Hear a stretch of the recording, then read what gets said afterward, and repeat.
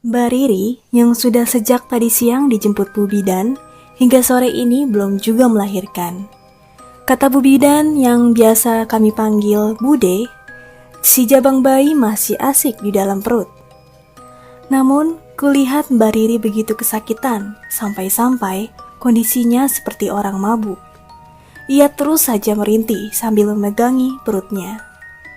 Saat ini, hanya aku, tetangganya Mbak Riri, yang menunggui di rumah praktek Bude. Suaminya Mbak Riri masih di Jakarta, mungkin dalam perjalanan pulang saat ini. Sementara orang tuanya sedang dalam perjalanan dari Bogor. Tapi anehnya, sampai saat ini belum ada satupun yang tiba. Mbak Nuke, kalau mau minum ambil saja di pantry, kasihan dari tadi nemenin Riri. Tutur Bude yang nampak sibuk memeriksa jalan di jabang bayi. Iya Bude, nanti kalau haus saya ambil sendiri, sahutku sungkan. Bude itu merupakan satu-satunya bidan di desa kami. Dia begitu gesit dan cekatan. Bahkan, dia juga tak sungkan untuk mendatangi pasien jika pasien tak memungkinkan untuk datang ke rumahnya, karena dia praktek di rumahnya sendiri. Tak lama kemudian, Mas Bangbang, suamiku, datang bersama Budian, salah satu tetangga kami juga. Mereka membawakan perlengkapan untuk sang calon bayi dan ibunya. Gimana Mbak, apa sudah lahiran? Bisik Budian. Wajahnya nampak cemas. Wajar, karena hari sudah hampir memasuki waktu Isya. Namun, Mbak Riri belum juga melahirkan. Padahal dia merasakan kontraksinya sejak siang. Belum Bu, gelengku. Keluarganya pun belum ada satupun yang muncul. Kasihan sekali Riri. Gumam Budian. Tatapannya menerawang sedih. Assalamualaikum. Tiba-tiba terdengar suara laki-laki mengucap salam dari depan pagar. Saat kami menoleh, ternyata sosok Mas Rusdi, suami Mbak Riri, telah berdiri di sana, masih lengkap dengan seragam kerjanya. Rupanya ia belum sempat berganti pakaian dan langsung menuju rumah Bude. Waalaikumsalam, sahut kami bersamaan. Hati kami terasa sedikit lega melihat kehadiran Mas Rusdi. Alhamdulillah Di Rusdi, akhirnya kamu sampai juga. Kasihan istrimu sedang berjuang melahirkan darah dagingmu. Sana cepat kamu temui istrimu, sergah Budian. Ia menarik lengan Mas Rusdi dan menyeretnya masuk ke dalam ruangan, di mana Mbak Riri masih terkulai lemah dengan sesekali merintih. Di sela kesakitan yang menderanya, Mbak Riri mencium tangan sang suami dengan wajah penuh keringat. Aku yang terbawa suasana memutuskan untuk keluar ruangan saja. Namun saat akan membuka pintu, tiba-tiba saja pintu itu terbuka dengan sendirinya. Gimana Dek? Apa sudah lahir? Aku dikejutkan oleh wajah suamiku sendiri yang tiba-tiba muncul dari balik pintu. Astagfirullah Mas, kamu bikin kaget aku saja, gerutuku. Kami pun menunggu di teras sambil mengobrol. Waktu sudah menunjukkan pukul 9 malam. Belum juga ada tanda-tanda Mbak Riri telah melahirkan. Suasana masih terdengar tenang di dalam sana. Setengah jam kemudian, rombongan orang tua Mbak Riri dari Bogor datang. Kami yang menunggu di teras rumah Bude menyambut seadanya kedatangan mereka. Raut wajah ibunya Mbak Riri nampak cemas. Dengan langkah tertatih, wanita gemuk itu lantas memutuskan untuk langsung masuk ke ruangan bersalin. Silakan Bu, tawarku. Wanita itu pun masuk bersama seorang wanita muda yang kukenal sebagai Anita, adik Mbak Riri, dan seorang laki-laki setengah baya di belakang Anita yang tidak kukenal. Setelah mereka semua masuk, aku kembali duduk di teras. Formasi masih tetap, ada aku, Mas Bangbang, Budian, dan bertambah satu anggota, Pak Nurdin, ayah Mbak Riri. Saya sangat berterima kasih pada saudara dan saudari sekalian karena telah mengorbankan waktu dan tenaga untuk menunggu anak kami Riri. Kami sudah berusaha secepat mungkin untuk bisa tiba di sini lebih awal, tapi ada saja kejadian yang menghambat kami untuk bisa cepat sampai. Tutur Pak Nurdin, wajahnya nampak lelah. Jangan sungkan Pak, sebagai tetangga terdekat sudah menjadi kewajiban kita untuk saling membantu. sambut Mas Bambang. Suamiku memang orang yang memiliki jiwa sosial sangat tinggi, walaupun ia hanya berprofesi sebagai sopir angkot. Terima kasih Pak Bambang, kami tadi kesulitan untuk mencari orang yang bisa membawa mobil kami. Untung saja Anita bisa izin dari kantornya, jadi kami bertiga bisa datang ke sini. Penuturan Pak Nurdin barusan membuat keningku berkerut. Mohon maaf Pak, barusan Bapak bilang bertiga, bukannya berempat. Selaku. Kini gantian Pak Nurdin yang mengerutkan keningnya. Bu Nuke, ada-ada aja. Kami datang cuma bertiga, Bu. Saya, istri saya, dan adiknya Riri. Anita, kalau dia tidak ikut, ya kami tidak akan sampai ke sini. Seloroh Pak Nurdin. Ada apa Nuke? Apa ada yang aneh? Sela Budian. Ia nampak penasaran dengan kalimatku. Tidak apa-apa kok Bu, tidak ada yang aneh. Mungkin saya saja yang sedang lelah jadi agak berhalusinasi. Sahutku berbohong. Tak lama kemudian terdengar suara tangisan bayi memecah keheningan malam. Sepertinya Riri sudah melahirkan. Alhamdulillah, panjat kami bersamaan. Pintu tiba-tiba terbuka dan muncullah Anita. Anaknya laki-laki Pak, seloroh Anita dengan senyum yang lebar. Kami pun berbondong-bondong masuk melihat sang bayi. Kok cepet ya dik? Bisik Mas Bambang saat di dekat pintu. Mungkin memang sudah waktunya Mas, sahutku. Tiba-tiba saja netraku menangkap sesosok laki-laki setengah baya yang nampak berdiri di teras menghadap pintu pagar. Samar-samarku mendengar ia berbicara sendiri sambil mengibaskan tangannya sembari menantang. Cepat, pergi dari sini! Hardik laki-laki setengah baya itu. Nampaknya ia mengusir seseorang atau sesuatu yang tak terlihat. Aku ingat betul jika laki-laki itu yang tadi masuk bersama Ibu Mbak Riri dan Anita. Singkat cerita, kami pun mengobrol sesaat sambil menunggu proses Bude membersihkan perut Mbak Riri. Alhamdulillah ya Bu, begitu Ibu datang langsung melahirkan. Kasihan Mbak Riri, sejak siang kesakitan. Celotehku. Ya syukur Alhamdulillah Mbak, kami segera datang. Ada yang menutup jalan bayinya, karena itu Riri tak kunjung melahirkan.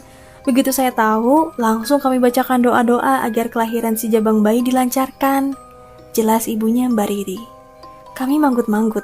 Batinku ingin sekali menanyakan perihal laki-laki setengah baya misterius yang ikut datang bersama mereka. Namun aku urungkan karena takut waktunya tak tepat. Ini ari-arinya sudah dibersihkan, mau dibawa sekarang atau besok? Asisten Bude muncul dari balik pintu ruang persalinan. Kami pun saling berpandangan. Maaf Bu, kalau boleh saya kasih saran, sebaiknya lebih cepat dikuburkan akan lebih baik. Saran Budian. Beliau orang yang cukup paham akan hal ini. Kalau begitu biar dibawa oleh Rusdi agar cepat diproses. Sergah Ibu Mbak Riri. Ia masih menimang-nimang sang bayi yang tertidur pulas di dekapnya. Baik Bu, sigap Rusdi. Tapi jangan naik motor, Rus. Naik mobil aja, sekalian diantar Budian, Banuke, dan Pak Bambang untuk pulang. Kasihan mereka pasti mau istirahat. Tambah ibunya Mbak Riri. Rusdi pun bertukar kunci kendaraan dengan Anita. Setelah siap, kami pun pamit pada keluarga Mbak Riri. Saat itu waktu telah menunjukkan hampir pukul 1 malam. Kondisi kami memang sudah cukup kelelahan. Tapi karena rasa solidaritas sebagai tetangga, kami ikhlas membantu Mbak Riri. Jarak dari rumah praktek Bude ke rumah kami cukup jauh, bila harus ditempuh dengan berjalan kaki. Melalui jalan kampung yang masih dipenuhi kebun dan juga persawahan. Tak lupa kami membaca doa memohon kelancaran dalam perjalanan pada Sang Maha Pencipta.